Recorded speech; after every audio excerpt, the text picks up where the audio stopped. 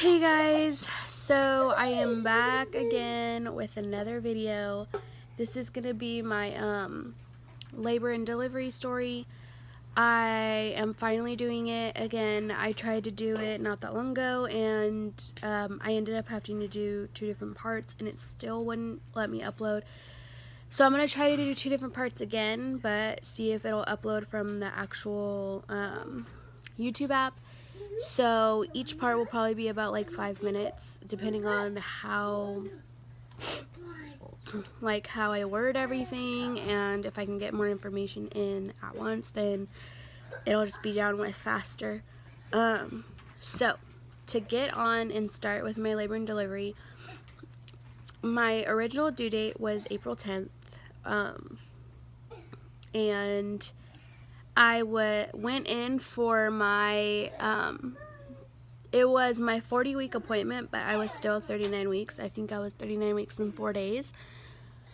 And this was a Friday. I turned another week every Tuesday, so I went in the Friday before I turned 40 weeks for my appointment. And the 2 weeks before that, I was 2.5 centimeters.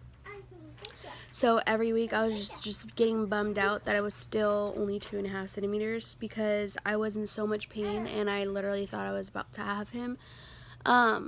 So I went into my appointment on Friday. I had previously talked to my friend the day before that, and she was like, well, at your appointment tomorrow you should have them strip your membranes. And I was like, okay, I don't even know what that is. So I looked it up, and it told me that it helps induce labor. And so after that, I immediately messaged my doctor and asked if there's any chance of me getting that done if I wanted it. And she said that she was going to check and see how far dilated I was. So she checked me when I went to my appointment, and I was still 2.5 centimeters.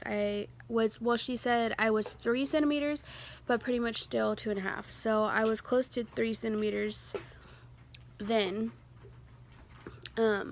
So she stripped my membranes, and I went home. She told me I was going to have probably contractions after that. And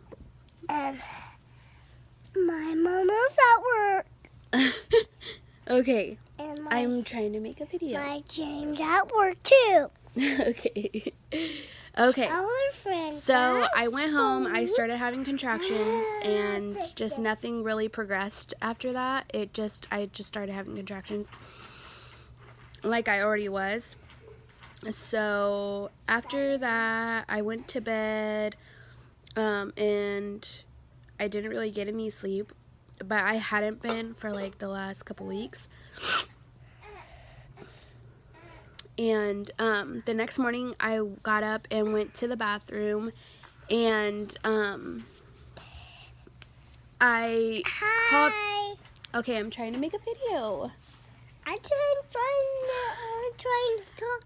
I went into the bathroom and I called for my mom to come to the bathroom because I noticed I was having a little bit of TMI, but I was having a lot of discharge, which ended up being my mucus plug, which I had never dealt with my firstborn, which was the little boy that was just in the video.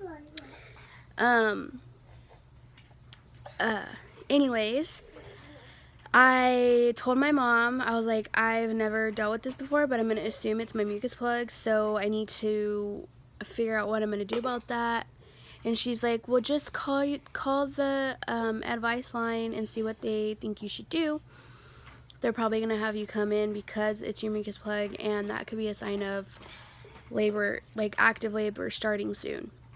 So I called labor and delivery, and I explained what was going on. I told them I'm losing my mucus plug, it's a lot, and I'm having contractions, but I can't tell you how far apart they are because it's just I had constant back pain, but so I couldn't tell when a contraction was coming and going because it was that bad. So I went into the hospital. This was at, I want to say 10 something in the morning, and I was supposed to meet there at like 12:30, but I got there at like 2:30 instead, and checked in and everything, and they told me I was still at 2.5 centimeters, which made no sense to me. And by that time I was so pissed off because the day before she had stripped my membranes, and I was expecting something to have happened because I was having so much pain still, but nothing happened. I was still 2.5 centimeters. She checked me, and then she left the room. I started crying because I was in so much pain, like it hurt that bad. And she came back in because I wasn't crying when I first got there because it, like, the pain hadn't gotten that bad yet. So she left, and I'm going to stop this part off right here, and then I'm going to start the second part of the labor and delivery because I just realized that I'm at like 6 minutes. So I will see you in part 2.